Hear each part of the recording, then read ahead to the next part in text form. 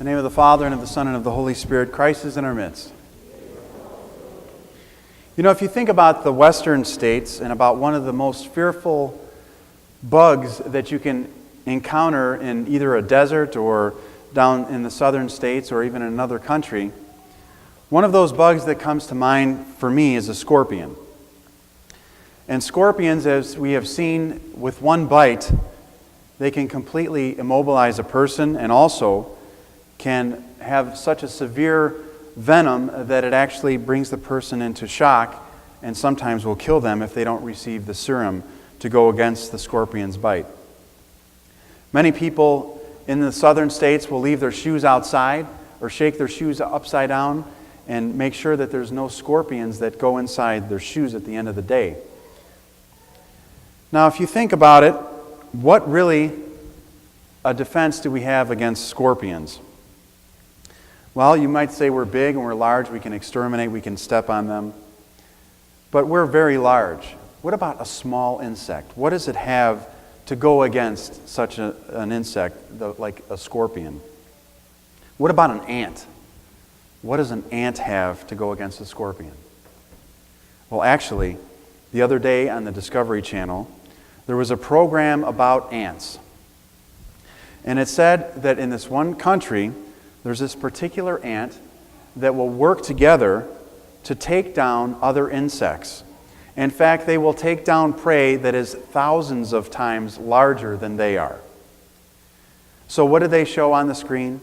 Now, for anyone who is a little bit itchy right now, just thinking about bugs, I can feel for you. But seeing the show and seeing all these ants immediately charging the scorpion, going up to a scorpion, thousands of ants, and just completely destroying this prey. And then what do? They pick it up and they carry it back. And who do they carry it back for? But their young. They carried the prey back to feed their young. Now you might say, well, how can that happen? It's happened. And why does it happen? Because they are working together as a team in order to provide for the common good. Something that might have seemed extraordinary became commonplace, and something that might have been daunting for one person, for the collective whole, became a reality. Why do I bring this story up today? Because I think many times we think as individuals we're up against the scorpions of life. We're up against the scorpions of paying for the church, giving our time to the church, giving our talents to the church. And many times we forget that if we all work together, we can accomplish great things. But it seems that even from the gospel reading today, which couldn't have been more appropriate, and I'm just going to read it to you. I'm not one for rereading the gospel, but just kind of looking out when I read it the first time and looking out now, I think I'll read it again. The Lord said this parable: the land of a rich man brought forth plentifully, and he thought to himself, what shall I do? I have nowhere to store my crops. He didn't say, what should I give to others who might not have had a good summer and a good crop growth? He said, what shall I do? I have nowhere to put all my money and all my crops. And he said, I will do this. I will pull down my barns and build larger ones. And there I will store all my grain and all my goods. And I will say to my soul, soul, you have ample goods laid up for many years. Take your ease, eat, drink, and be merry. But God said to him, you fool, this night your soul is required of you, and the things that you have prepared, whose are they going to be? So is he who lays up treasure for himself and is not rich towards God. As he said these things, he cried out, he who has ears to hear, let him hear. How many of us have put additions on our homes, or even sought larger homes because we don't have enough room? We don't have enough room for what? Our things. We have 3-car garages now because we have more automobiles. In the days of our parents and our grandparents, did they have garages? No. They had alleys, and they had the street in which people parked. But garages started out as 1-car garages, Then they went to 2-car garages, and now we see 3-car garages, and so on. In fact, driving to church every day, I pass this home about halfway on my travels, and it has a 5-car garage. And I just noticed that they have torn down the end and put up one more stall. And I said, what does this person do that they need 6-car garages? I don't know. I hope it's none of you. And if it is, please tell me. Because I'd really like to know what you're doing. Because everybody else seems to have it wrong. But 6-car garages. It's not uncommon to see 3-car garages, and our lots have accommodated that. And what do we see sometimes? We see that the garage is the prominent area of the front of the home. All you see are doors. And doors to what? Store something that as soon as you buy it has lost money. And as soon as you drive it, has lost even more money. And yet, even in those losses, you continue to pay the same amount every month for that car. And if you dare sell your car too early, you realize how you have been taken. So in our church, we can either look and say that we are too small to make a difference, or we can work as a whole to make a difference and to conquer those things, and not just the storehouses that we have in our own yards and our own homes, but we can work to make a difference being rich towards God. But as I have seen not only in this community, but every community that I have served and every community that I have grown up in and even served while I was in the seminary, we have great intentions for the use of our time, our talents, and our treasure. But many times it's not the best use. It is not the best use. You see, in our church here today, and it was interesting that at one of the meetings, it was brought up that sometimes our multi-purpose room can be like a flea market. And you go through, I thought she was coming up to put her card in the stewardship thing. I got all excited. We go through the hall and we see there's a table for this, there's a table for that, donate for this, donate for that. But many times our mentality to the church has been, we will buy our gift to God, but we don't donate our gift to God. Now, what do I mean by that? Let's take any fundraiser in the church. We buy something in expectation of something back, whether it's food, whether it's a raffle ticket, whether it's a sign for an event. We're hoping that our investment will give us an immediate materialistic return. And in that mentality of buying instead of donating, we see that we lose a great deal. Almost every fundraiser in any church that's ever done loses at least 45% of whatever is brought in. Now, you might say, well, things were donated to the church, but the person who donated it paid for it. So if you say, well, this raffle was free, the person who gave that money could have given that money directly to the church, and the church would have been able to use 100% of that money. You see, we might have great intentions, and we might think that we're doing a special thing for the church. But as your priest who is responsible ultimately to the metropolis and our metropolitan on this community, and has to report on the status of the community, I can't help but think that we are losing our funds by fundraising. And we are not utilizing and being the best stewards we can be with what God has given to us. If you donate $100 to the church for a ticket, for a raffle, or $10, it's either $45 goes back, and we are able to use $55 of that, or we are able to use $5.50 out of a $10 gift. That is the fundamental difference, and that is why every church seems to struggle that does not understand what stewardship really is. You know, this community has been here for 40 years. We've all celebrated our 40-year anniversary here at this church. And yet we continue to hold a mortgage for this church. Now, I don't think there's any one of us in this church, maybe there is, that has been in a home for 40 years that continues to pay for it today. I think many of us have our mortgages set up for a certain amount of time, either with a balloon payment or we refinance to get a lower rate, but none of us, it is safe to say, as far as my perspective, would set up to pay for a house for 40 years and continue to be in more debt as that 40-year mark approached. In fact, some of us, when we get done with our Christmas bills, will have actually spent more money on our Christmas presents than we have given in our stewardship for the year. Now you can think, and maybe some of you are excluded from that, but many times seeing what is given here as an annual gift to the church and what children show up with in our Joy programs and our Goya programs, I know that one single gift that some of the kids receive is more than a family gives to God for the year.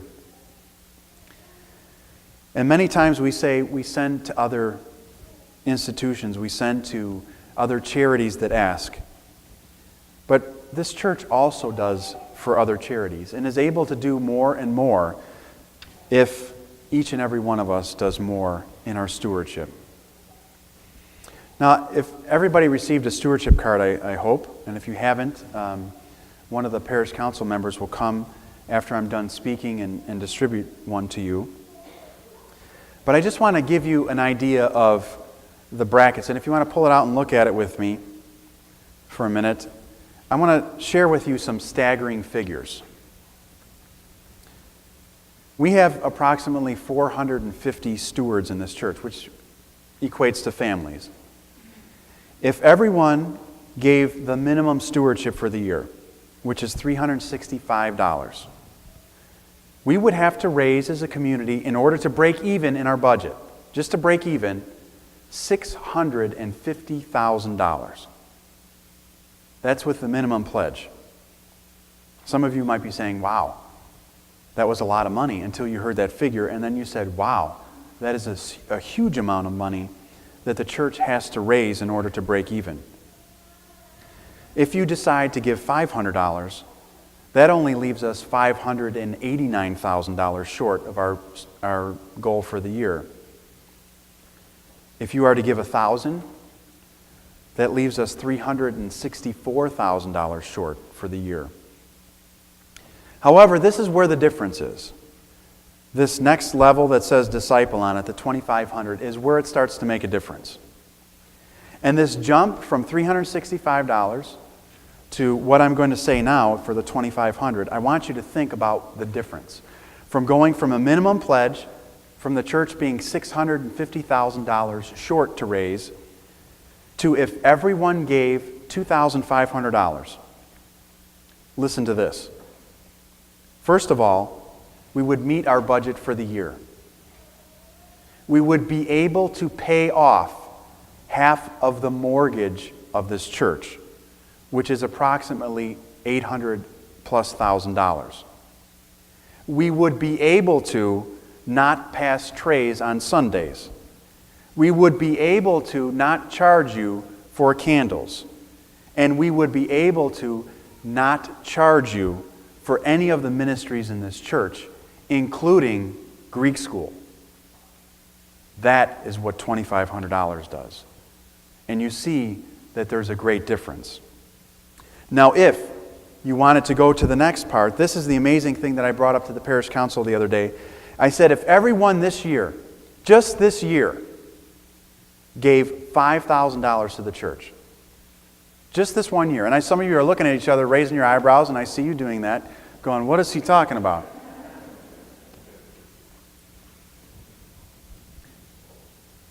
If everyone gave $5,000, 1 year only,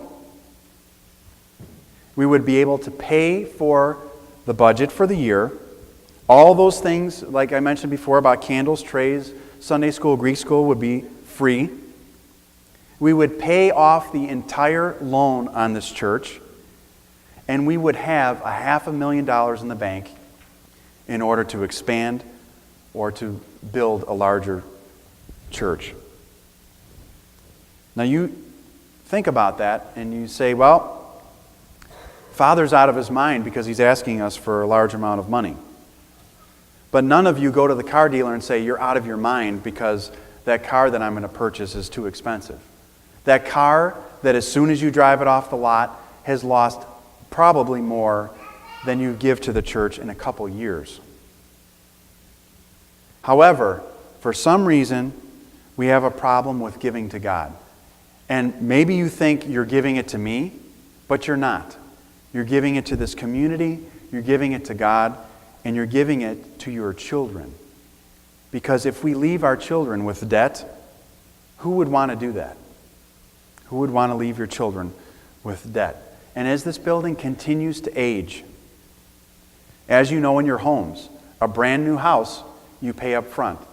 An older house, you pay at the end because you have to continually, you might have to replace the windows or the electric or the carpeting or the floors or whatever, the siding on the outside. Our building is continually asking for more. We put into the bricks, we put into the dome and the painting of the church because it was needed. And because as the years go by, it will continually be needed. Now, what you have to ask yourself is, do you have the ears to hear what God is asking you for? Do you have it inside of you? And some of you looking around and kind of raising your eyebrows and saying, well, that's it. He's out of his mind. He's up there asking for a lot of money. If that is the mentality of this community, then you can expect that we will have a 365-day flea market. And we will keep asking and asking and asking just to break even. This year in our budget, we're $40,000 down. Why? Because we're not raising the bar for our giving to the church. And many of you have said, you know, all the church does is ask us for money. But what are your expectations for the church? If you ask for the church, isn't it there for you? Isn't this church open any day of the year for you? Isn't it if you have an emergency for your family or yourself that someone responds to you? Isn't it that if you ask to be put on a prayer list that we pray for you? Isn't it that you receive the sacraments in this church? And then, when I say what we need to make the church work, some of you raise your eyebrows and say, that's too much money. What is it worth to you? Is it worth that we struggle, or is it worth building great things?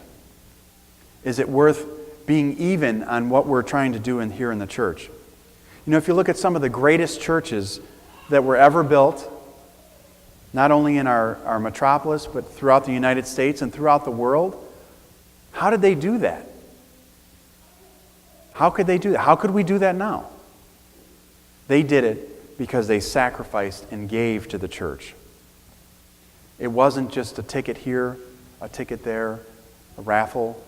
It was giving and working for the progress and the growth of the church. And some of those greatest churches that are built were by people who came to this country with absolutely zero. And they were sending money back, they were working, and they were building some of the churches that our generation and the coming generations will sit in and say, how did they do this? They did it because they sacrificed and gave. Now, I don't want to have to ask always for money for the church. It's not what it's about. And it's not what any priest should have to ask people for. You should want to give to the church because it's the right thing to do. Because you realize that your disposable income and the things that we waste money on are far greater than what we give to God. And like I said, this does not go to me. I don't open the check and say, oh, $2,000. Thank you very much. It doesn't happen like that. It goes to pay the bills. It goes to pay the heat that has increased 100% in cost for 2006. So we spend $24,000 a year to keep this church warm. $24,000. That's $2,000 a month to keep this church warm. And then sometimes we come into church and say, Father, it's cold. Why don't you turn up the heat? Because then it would be even higher. You have to ask yourself, do I want the church to be $650,000 under for the year? Or do I want the church to break even? Or do I want the church to pay down this mortgage? If each and every one of us were to give $2,500 for the year, for the next 3 years, this community would be debt-free. Debt-free, which is approximately $5,000 a month that we spend on our mortgage, plus the second line for the restoration. It's a lot of money. And I know it's a lot of money, and I'm asking you to really scratch at what's comfortable and to dig inside and to say, what can I do for the church? What can I do for God? And what has He done for me? That decision is yours. And the future of this community and the future of this church for our children and everything that happens in this church is in our hands. And as I have said before, it's what it means to you. What does God mean to you? It might be difficult, it might be a reach to go to the next level, but what does it really mean to you? Do you want to help, or do you want to sit back and let someone else do it? I'm asking you now to pull out your cards, to think prayerful thoughts, and to fill out your pledge while the chanter sings. And we all contemplate our pledge. If you filled it out and you are moved to change it, please feel free to do so. And if you have not, please help us for 2006 by giving a pledge that is something that shows that you are eager to support God and the mission of His church in this community of St. Athanasios. Amen.